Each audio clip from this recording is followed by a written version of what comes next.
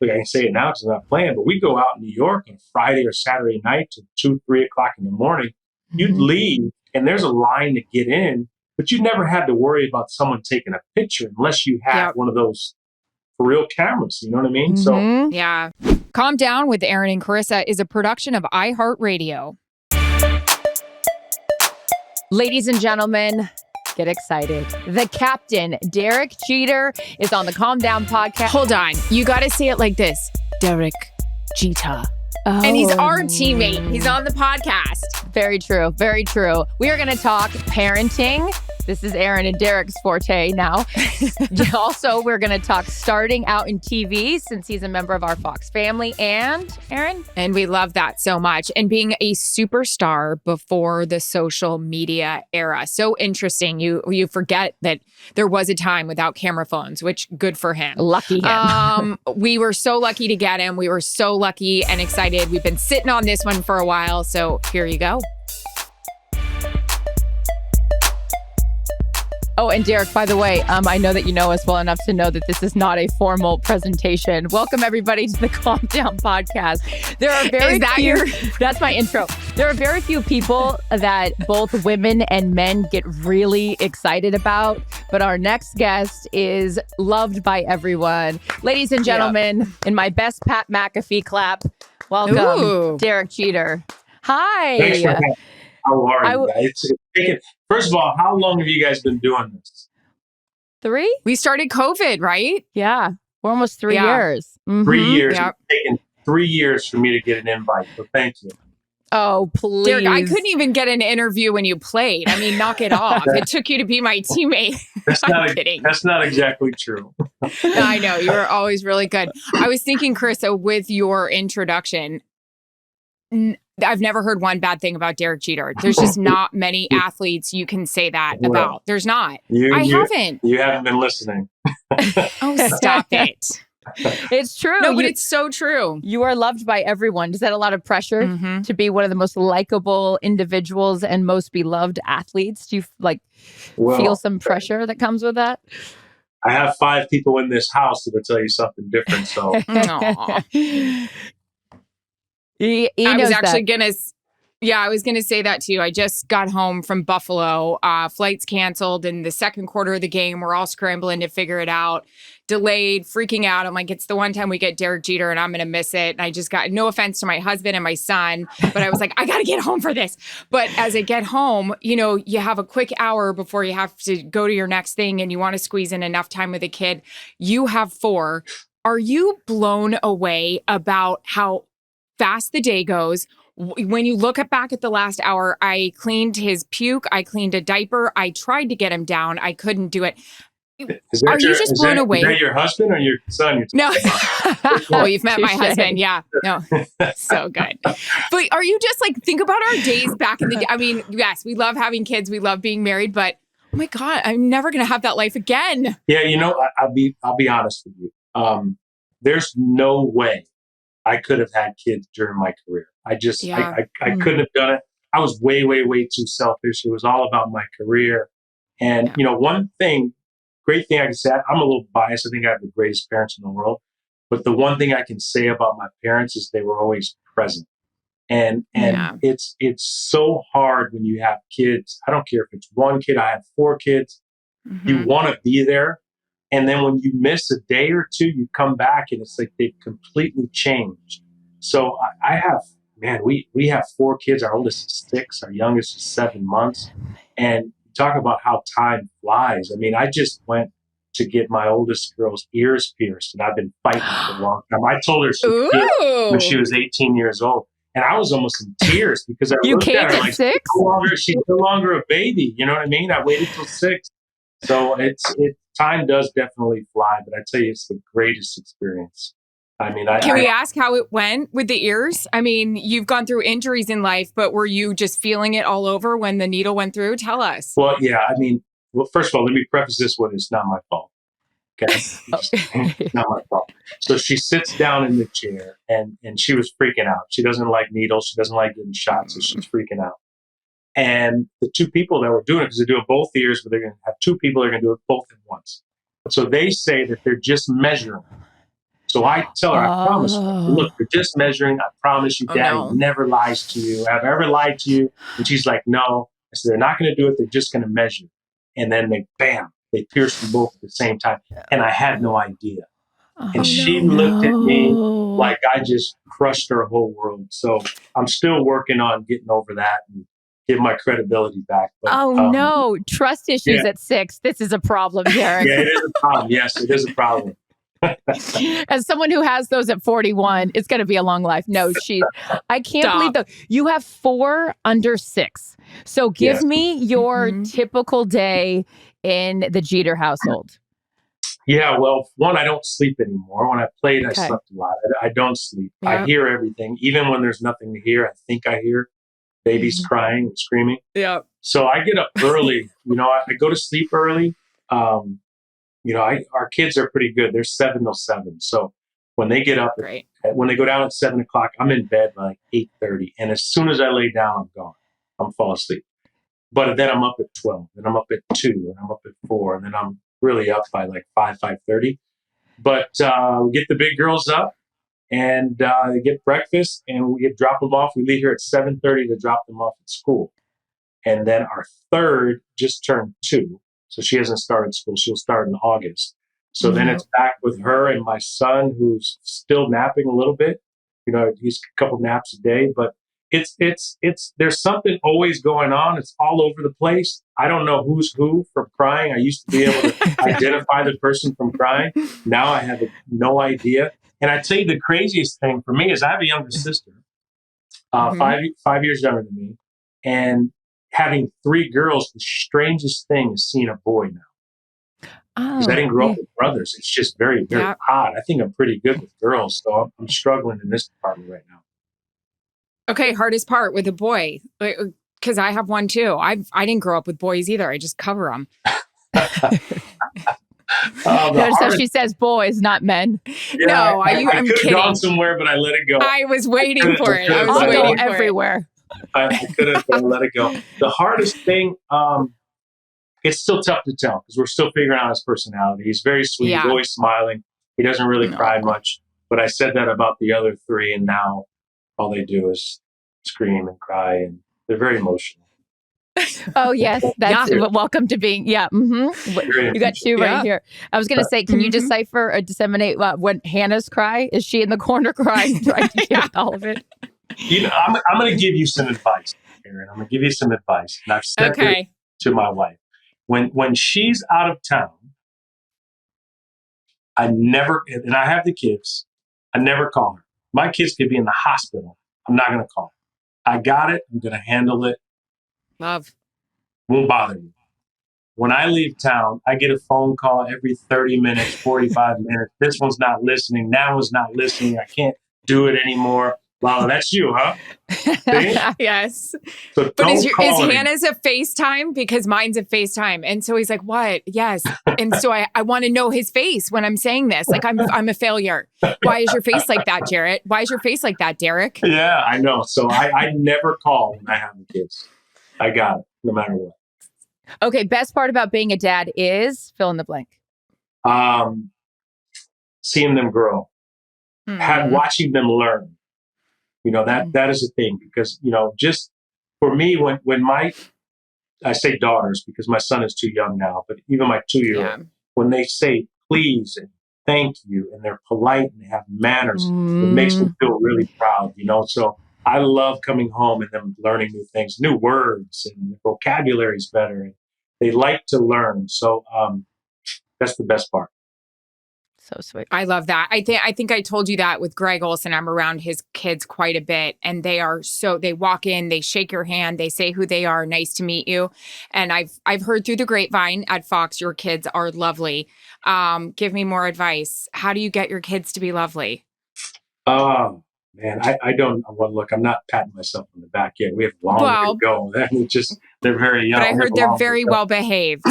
Well, we try. I mean, I wouldn't say, all I can do is learn from what my parents taught me. I wouldn't say my parents were overly strict, but they were big on being respectful of people. And I think, when you're a parent, everyone wants to sit around and say, oh, my kid's going to go to Harvard, my kid's going to go to Yale. I don't care. where my kids go to school. I want to raise good people. I think that's much more important than if whether or not, and I probably kick myself for saying this, whether they get all A's in school, right? You want them to get all A's, but I'd much rather them be good people. So that's our focus. Love it. Well, Derek, you are now one of our teammates at Fox, and we feel so lucky to have you on our team. I was thinking about it yesterday when I was in studio. I have been there in that studio since 2006, and I've grown up in that place, and it has helped shape me and make me who I am. And, all these different paths that we take along the way, we end up, back in a place that's home. And our teammates there, Erin's my best friend, they become family. So for you in your short tenure at Fox, I know that you have such a great group that you work with. What have you learned about your new team at Fox? I would say, people told me, I remember talking to you guys before I actually even started, and everyone's saying how great they treat you at Fox, and it's really truly like a family. I mean, it sort of sounds like a cliche. We're all family, we're all on the same team, but literally, I was, I don't want to say shocked, I was pleasantly surprised at how well everyone gets along, how well they treat you, how well they support you, how well they want you to do. Because they view it as the better you are, the better we are as a team, and being an athlete, my entire life, I enjoyed being a part of teams, and that's how I truly feel at Fox. And you guys were right. You said that from day one, and it's been a great experience for me. It's really been. We're dysfunctional, but that's part of being a family too. I was going to let you say that. I didn't want to say it. Well, after our first event we did with you, we were all doing a tequila shot. So, I mean, that's where it was like, welcome to Fox. Yeah, I'm like, wow, these guys really take it seriously is what I thought. Cheers. Yeah.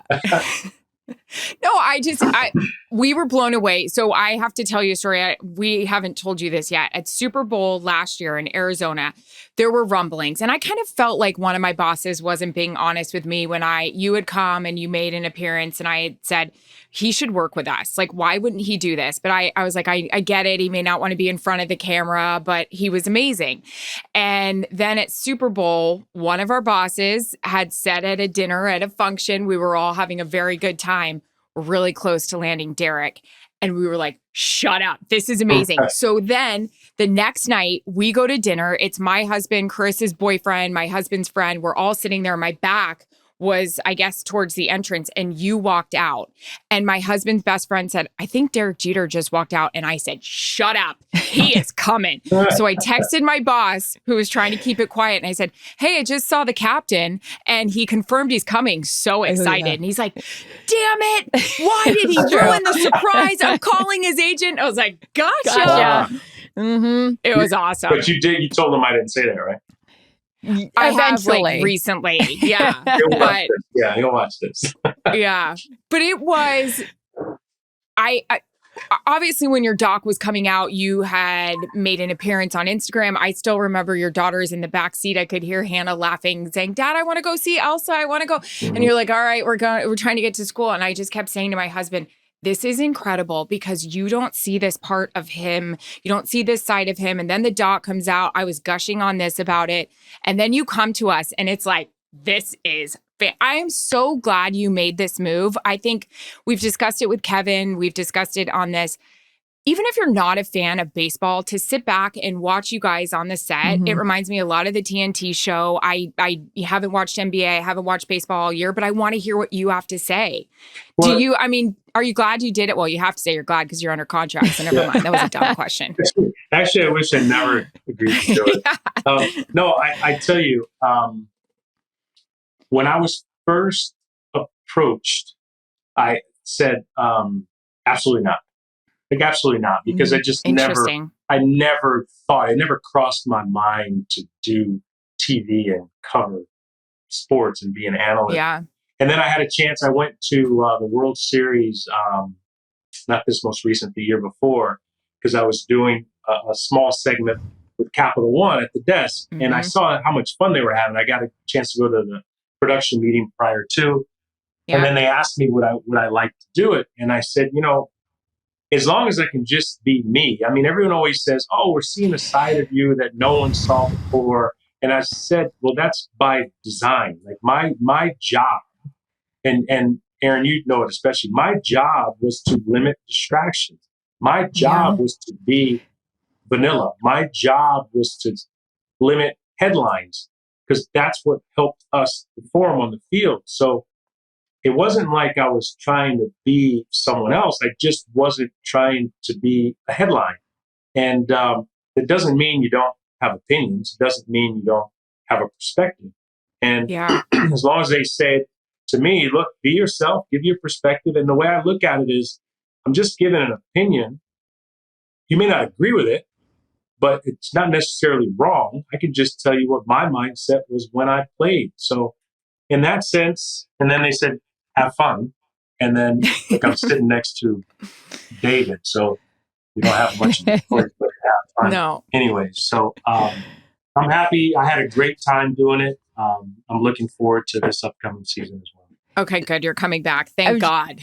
Because so you were at, I remember Hannah Storm had asked you when you were doing your documentary, why now? Like, why did you want to sit down and now tell your story? So why now did you decide to make that move into media? Was it because the Fox, I mean, we can say this, Erin and I can say this because we've worked almost everywhere else, that it is very unique, that you can be yourself and they encourage that and all the things that you just mentioned. But why now was it the time for you to go and make that move?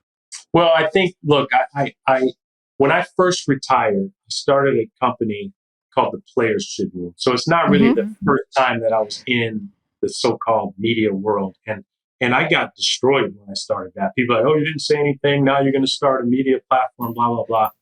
I looked at it as, and I truly do believe the Tribune was a little bit, and I say this humbly, but I think it was a little bit before its time because it was really one of the first to do it. Where I understand that speaking with athletes, not only in baseball, but other sports, as you guys do, that we're not two-dimensional. There's other interests. There's other beliefs. You have opinions. But if you don't necessarily trust the person that you're speaking with, you're just not going to share those things. So I wanted to give athletes a platform where they could talk about things that are important to them. I looked at it as a compliment to mainstream media because if someone's speaking on something they believe in or they're excited about, it gives you a chance to have follow-up questions. You know, so I thought it was a compliment to mainstream media. And so sort of have dabbled in the Players Tribune, which is still up and running and strong as ever to this day. That's awesome. And then when I was in Miami with the team, I had my head down for 5 years every single day. So didn't really have a chance to do anything else other than that. And then when that ended, then I got a chance to, people asked me to do some other things. And the documentary I did because, first of all, I didn't want to do it. They asked me a couple of times. I said, I'm not doing a documentary. It's so good. I'm not going to do it. But then I said, well, I wanted to film the potential hopeful Hall of Fame call because my kids never saw me play. I'd want to share it with them. Then it turned into, well, let me do the induction ceremony. And then COVID hit. And then it was, why don't we do a bigger story about your career? And they got me with it. If you don't do it, someone else is going to do it. And I was like, oh, okay. There you go. Get ahead of it. But I said, if I did it, if there's any individual during my career that I had any so-called friction with, give them an opportunity to tell their side. I didn't want it to be a puff piece, you know what I mean? So we let people say what they wanted to say. Derek, was it hard when you played in, I think just knowing you now, and I mean, I had a chance to know you a little bit behind the scenes, but this has been an amazing experience with Fox. My husband and Greg Olson, after we had that big dinner with you, sat there and after you left, talked about you the whole time. They just said, he is just a normal guy. And I was like, yeah. And so much fun and so funny. Was it hard to be so guarded in New York? I know that's the way you felt like you had to be and wanted to be, but you're hilarious and you have so much personality. Was it hard to be that way? I don't think, no, because I think, look, I grew up in New York. I was in New York when I was 20 years old. So I was parts of 20 seasons in New York. And I just wanted to draw the line with professional and personal. I didn't want to cross the line because you guys maybe heard me say it. Once the toothpaste is out of the tube, you can't put it back in. I think once you share things, certain things, people will come to expect it. And I understand that. but I just didn't want to do it during my career because I felt as though it would be a distraction. So it really wasn't. Our old teams used to get this label as we're so corporate and professional. We don't have fun. We go through the motion. But when the media was not in there, we had a great time. And that's nothing against the media. We just wanted to limit those distractions. Well, this team of hiding, go into the clubhouse, nobody's around. Why do I have to go into this clubhouse? Nobody's here. The Yankees aren't. And then you can't even go on the grass and talk to these guys in batting practice unless you're called over. It was tough. Well, yeah. And you think about it now, dear. Think about the social media world and everything has changed the landscape of privacy. Yeah. Even if you want to be, Teflon and you have a barricade around your house, they will find a way somehow. I don't need to explain that to you. But when you think about for you, when you showed up in New York, you win a World Series 4 out of the first 5 years that you are in New York. That's insane. And that spotlight and that pressure and thinking about the 20 years of being in New York and now being outside of it, do you even look back and think like, how did I navigate that? Or how was I able to navigate that? Because trying to do that in this day and age would seem nearly impossible to live the life that you were able to live with as much anonymity as you could. You can. This changed everything. Yeah. Changed everything. Absolutely everything. I used to tell young players when they came to New York, you have to assume that everything you do is public knowledge. Or you just have to make that assumption, which in some sense, look, I'm not complaining. Look, I'm anyone that's listening. No, I'm asking the question. Yeah. No. But you have to make that assumption. And in some sense, it's not completely fair because, I don't know everything about you. I'm not talking about you too. But even I don't know everything about you. So therefore, you shouldn't have that sense where you feel you have the right to know everything about me, right? So I survived, I think, in my career, especially the early years of my career, because there were no camera phones. I mean, we would go out in New York. Look, I can say it now because I'm not playing, but we go out in New York on Friday or Saturday night to 2, 3 o'clock in the morning. You'd leave, and there's a line to get in. But you never had to worry about someone taking a picture unless you had one of those for real cameras. You know what I mean? So it's just a different time. I feel somewhat, I don't know if it sounds right, somewhat sorry for some of the younger players that are coming up now because but that's all they know. So I think they're used to it. Yeah, it's so true. All right, hope you guys enjoyed part 1 with Derek Jeter. What a gem. And there's more where that came from. Next up, we will talk about, these are just some of the things we'll talk about, what his relationship is like with, say it, Erin. Big Poppy. There we go. She does it better than I do. So we'll talk about that, which is very interesting. And reflecting on his final game at Yankee Stadium. I'm also going to say this. It's not in our bullet points, but I'll say it. He said, why did it take so long for him to be a guest on the podcast? Everybody listening to that, sponsors, noted. And he talks about overcoming failure. It's an awesome answer and good advice for anyone. Enjoy part 2 of our chat with Derek Jeter. Calm Down with Erin and Charissa is a production of iHeart. For more podcasts from iHeart, visit the iHeart app, Apple Podcasts, or wherever you get your podcasts.